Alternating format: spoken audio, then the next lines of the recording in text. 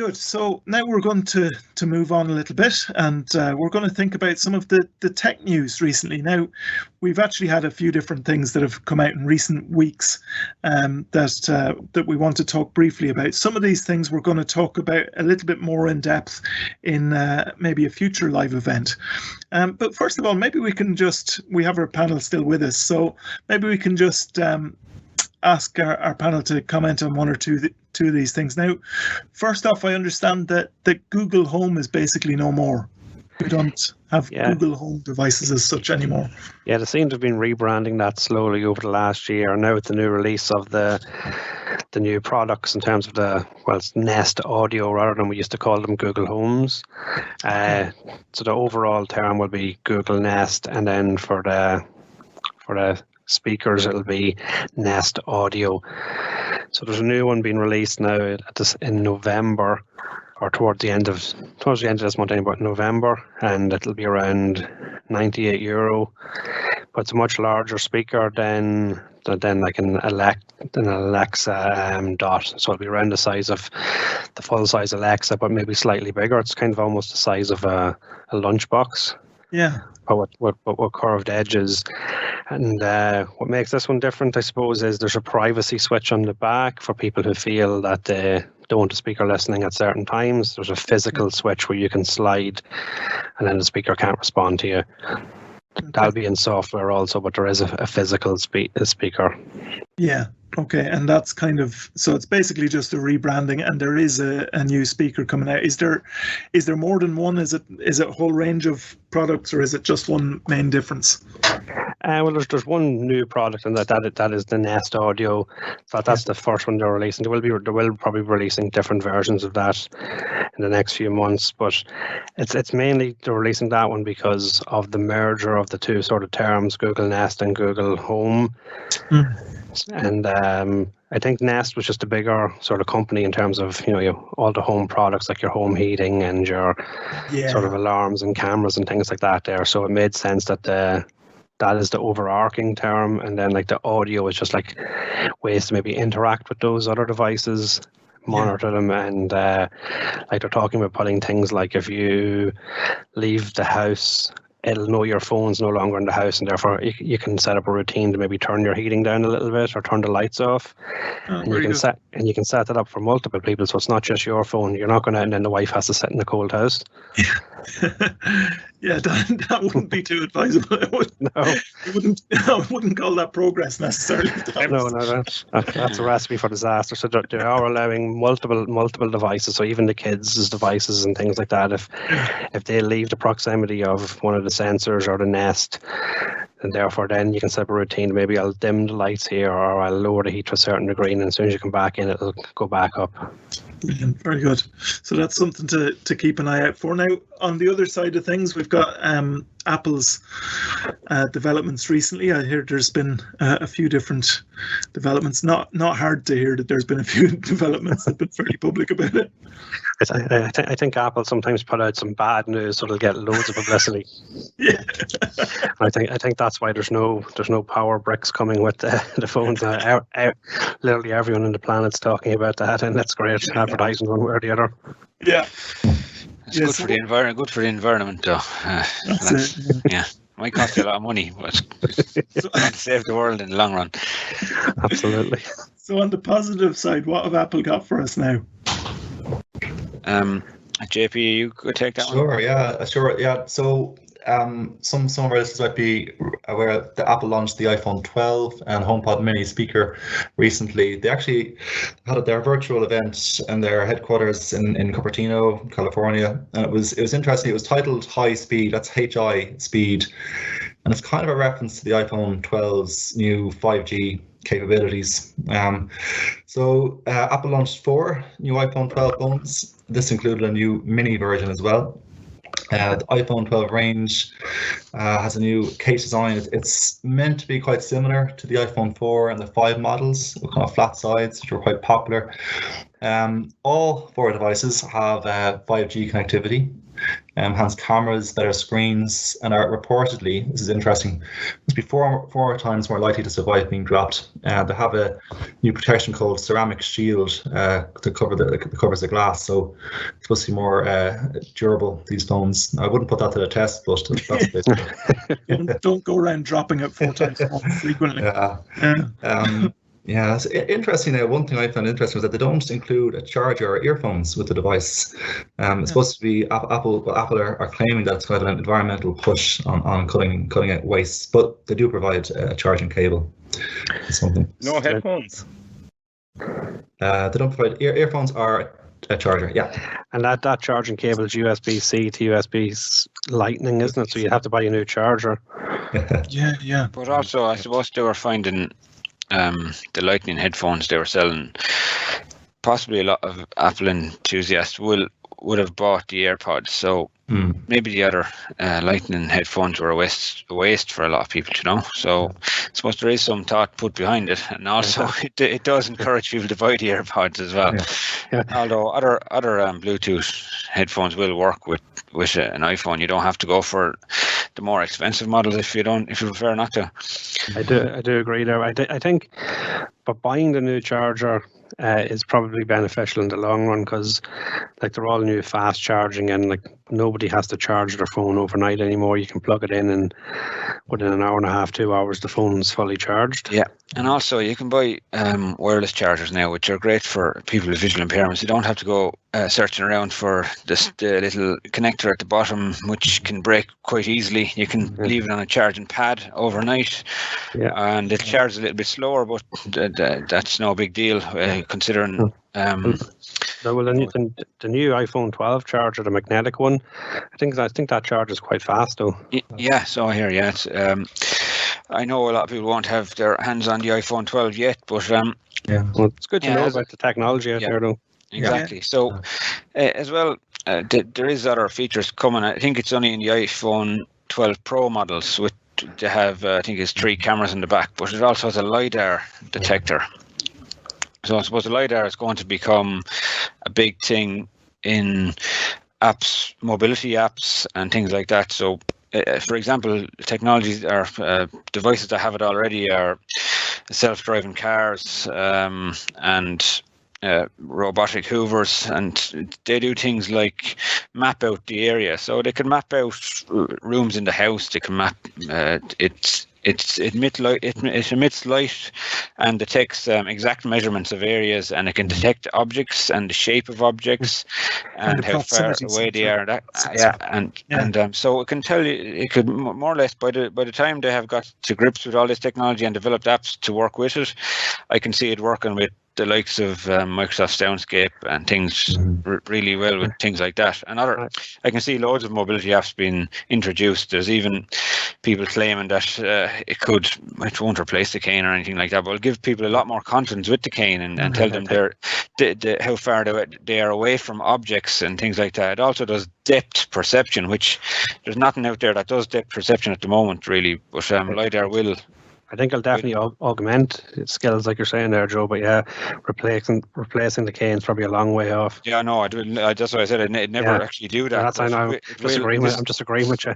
Yeah. This will support the use of mobility aids. I suppose even better than anything they reckon in the future. It'll take a year or two for all these apps to catch up and get it into their system, but there's a lot of talk about it now, and it's very exciting for blind people. I suppose you'd even make a simple app like a ruler that would measure something that was small enough with the phone. You can measure the height. You can measure the height or length of something. Well, actually, at the moment, it can measure the height of a person. So you can point the LiDAR camera at somebody, and you can find out how tall they are. So that'll just show you how quick it's been integrated. But if you can imagine, this has been used in the self-driving cars that are being designed. You could actually see that how it will be used in mobility apps in the future. If they're able to find how far away they are from things, I can see how we can use it. Yeah, very good. Go on. I was just saying, I think it's a great idea. I think, just going to say, out of everything in the new iOS 14, I've probably been using the back tap the most. Yeah. So just to describe to people what the back tap is, because they mightn't have it on they probably won't have it on their phone if it's an older one. Will I take that? Yeah, I think you should. Yeah. Yeah. Okay. That back tap.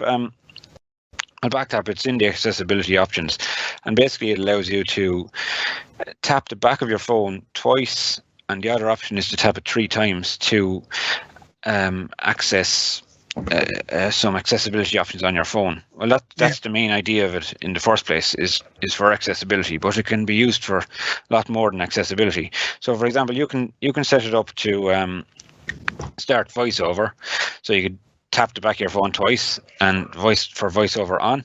Or if you had a visual impairment and you had some useful vision, we'll say, and you used a magnifier on your iPhone, you could set the back tap twice to start up magnifier, rather than even using Siri. Or if you want to be more discreet with it, or if the bus is coming and you generally look at which bus is coming by using your iPhone camera or something like that. Depends on the person, of course, but just to access it really quickly, it's a good way of getting it up. You can the other ideas. I won't spend too much time on it, but other ideas people use it for is if they have Siri already, another way to get another assistant up. If you have Google Assistant in your phone, you can do a good assistant. Yeah, there you go. There's your second option for the Android enthusiasts. But so you can press. You could use maybe the three taps on the back of the phone to open the assistant. Or, I think it's good that we went from one shortcut now to 3 accessibility or 3 shortcuts that are things very accessible for people on the phone, which is great.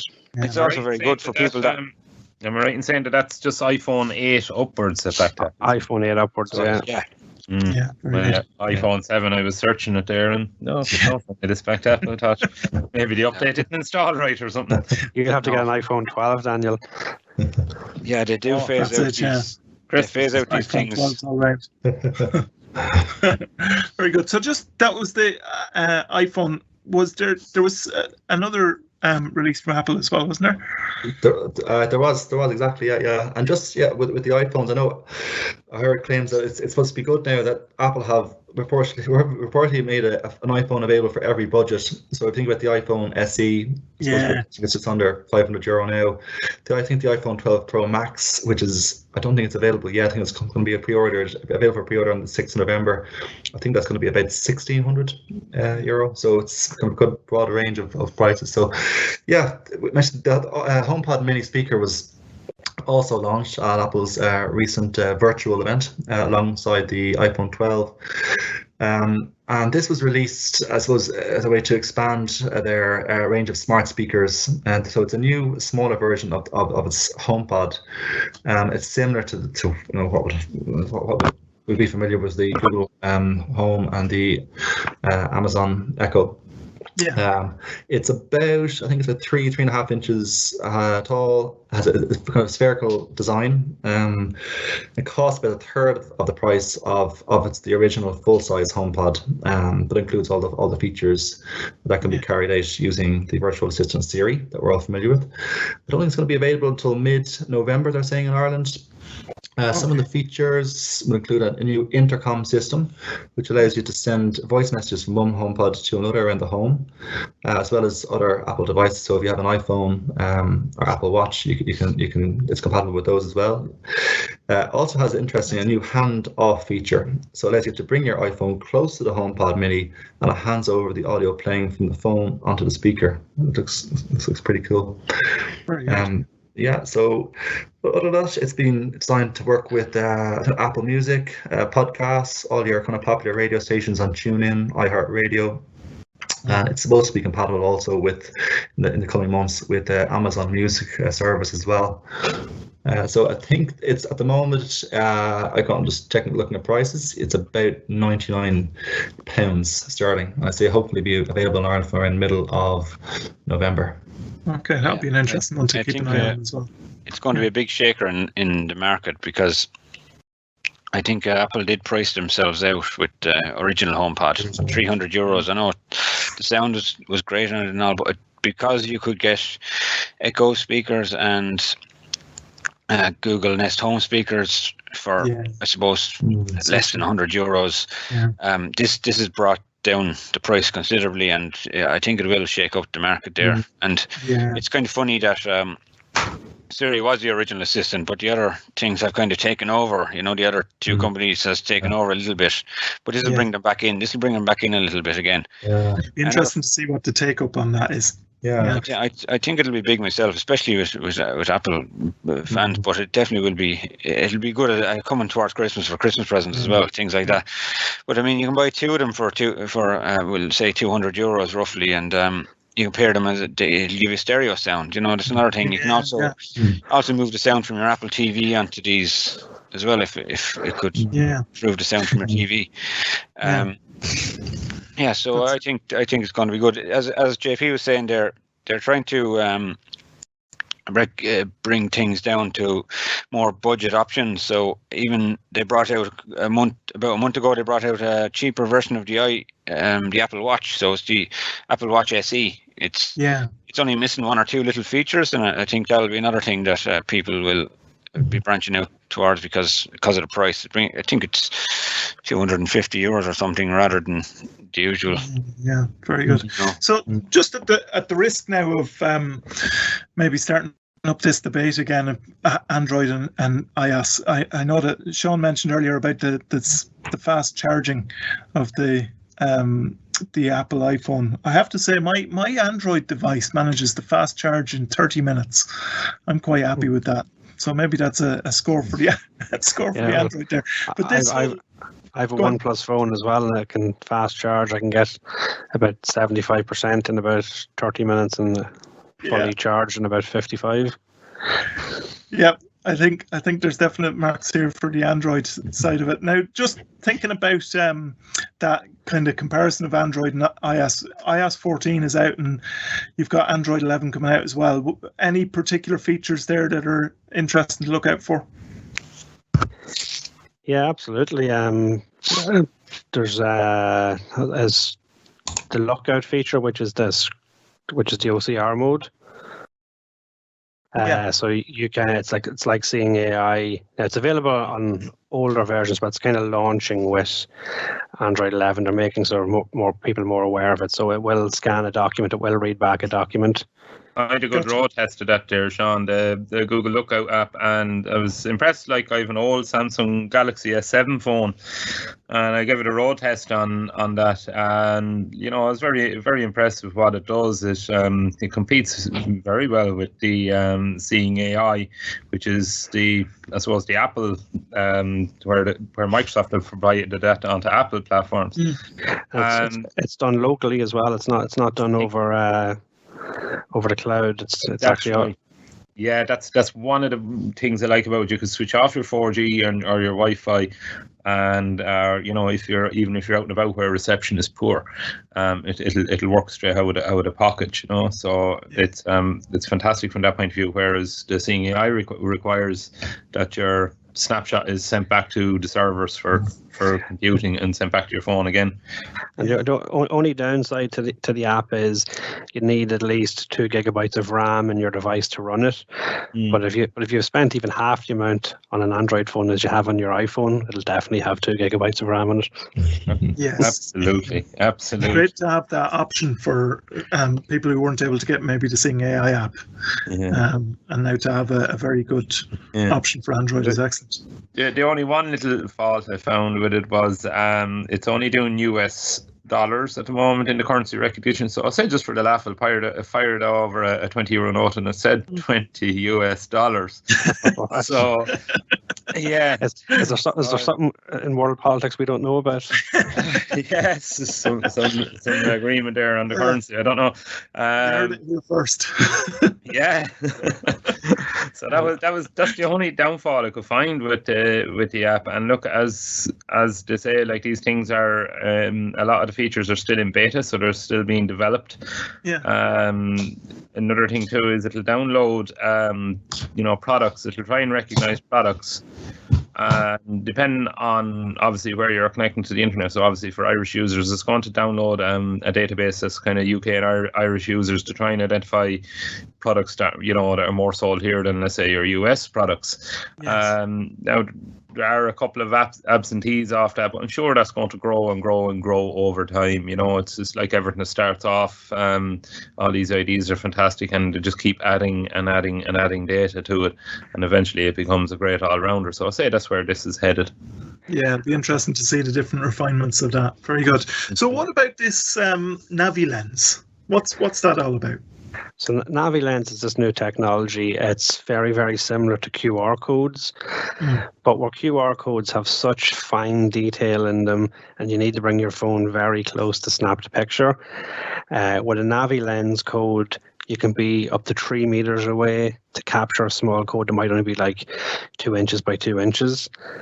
And it'll capture the detail in the code and then return the information that's needed. So Kellogg's in the UK have started putting Navi codes on certain boxes, as well as putting Braille on certain boxes. But the Navi code will let you open the app, you bring it within the field of distance to the box, and it will give you back all the information about that product in terms of, you know, nutrients, gram size, what it is.